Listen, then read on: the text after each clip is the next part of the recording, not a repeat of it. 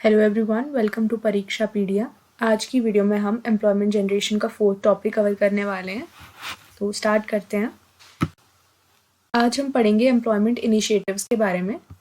तो सबसे पहले लिखा हुआ है, the government is taking all possible steps and making all possible efforts in providing gainful employment to the youth of the state. तो जो हमारी गवर्नमेंट है वो नेसेसरी स्टेप्स ले रही है, एफर्ट्स दे रही है ताकि जो हमारी यूथ है हमारी स्टेट के, उनको एम्प्लॉयमेंट मिल सके। Under all the circumstances, possibilities have to be explored for absorbing the youth by the way of creating self-employment and work opportunities in the private sector as well.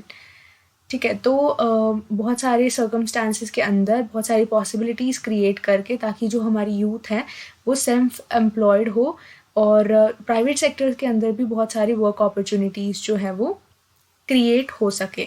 Now the following measures have been taken by the government. अब government ने क्या क्या measures लिए हैं उनके बारे में पढ़ते हैं।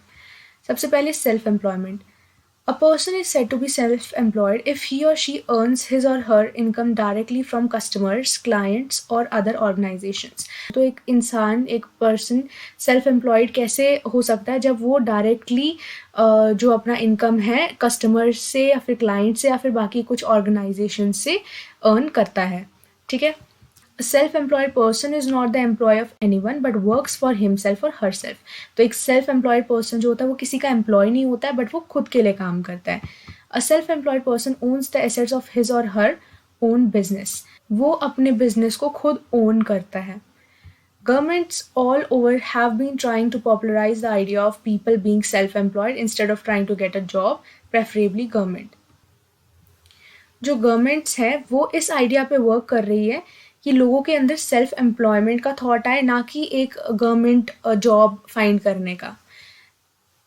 Governments have tried to persuade people that it is better to start earning income by initiating a business. Government किस चीज़ पे जोर दे रही है ताकि लोग ये समझ सके कि एक बिजनेस स्टार्ट करके अर्न करना is a better way. Many schemes aimed at encouraging this trend have been launched and are being run by the government to make self-employment more widespread. बहुत सारी schemes भी इसी चीज़ को aim कर रही है। अब उन कुछ schemes के बारे में पढ़ते हैं जो self employment पे जोर दे रही हैं। सबसे पहले आती है Jammu and Kashmir state self employment scheme. Under this scheme a person is provided financial help for starting a business. इस स्कीम के अंदर क्या होता है, एक पर्सन को फाइनेंशियल हेल्प दी जाती है एक बिजनेस को स्टार्ट करने के लिए। Bank loans, margin money, capital subsidies and interest subsidies are some features of the scheme. The employment department runs this scheme at the district level. तो बैंक लोन्स या फिर मार्जिन मनी, कैपिटल सब्सिडीज़ और interest subsidies, ये कुछ features है scheme के, और जो एम्प्लॉयमेंट डिपार्टमेंट है वो इस स्कीम को चलाता है डिस्ट्रिक्ट लेवल पे। सेकेंड पॉइंट आता है financing schemes for economic upliftment of weaker sections. ये दूसरी स्कीम के बारे में हम पढ़ रहे हैं। The scheme is run by SC/STs, backward classes development corporation. ठीक है, the corporation is engaged in providing different subsidies to the notified classes as mentioned above and helps people belonging to these communities to set up business units. अब जो हमने communities के बारे में पढ़ा, SC/STs, backward classes, इनको ये organization, ये जो corporation है, ये फाइनेंशियल हेल्प प्रोवाइड करती है, मतलब सब्सिडीज़ देती है इन क्लासेस को ताकि वो अपना बिजनेस जो है वो स्मॉल यूनिट्स पे या जो भी उनका बिजनेस है वो सेटअप कर सके। थर्ड आता है इसमें point, work shed cum housing for handicrafts artisans. This scheme is design to improve the working conditions of the artisans. ठीक है, ये स्कीम का क्या बेसिक मोटो है, जो वर्किंग कंडीशंस है आर्टिसंस की उसको इम्प्रूव करने का। Now improvement of quality and productivity is also part of the scheme. ठीक है, इस स्कीम का क्या हिस्सा है, जो मेन चीज़ है that is improvement of quality and productivity. ठीक है, उसके बाद आता है construction of work shades and housing facilities for artisans is covered in the scheme. Artisans के काम करने की जगह और उनकी हाउसिंग फैसिलिटीज, ये सारी चीज़ें इस स्कीम के अंडर कवर होती हैं। Then prime minister's employment generation program. This scheme is available for establishment of new projects. The scheme has been launched in urban as well as in rural areas for generating employment by setting up units in the manufacturing as well as service sectors.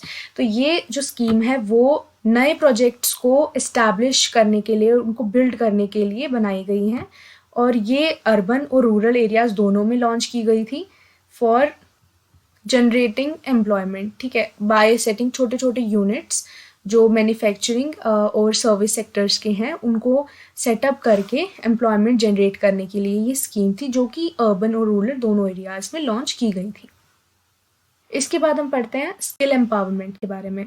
Under this scheme, the government is trying to provide necessary skills to the youth for making them employable and inculcating in them market-related and required skills.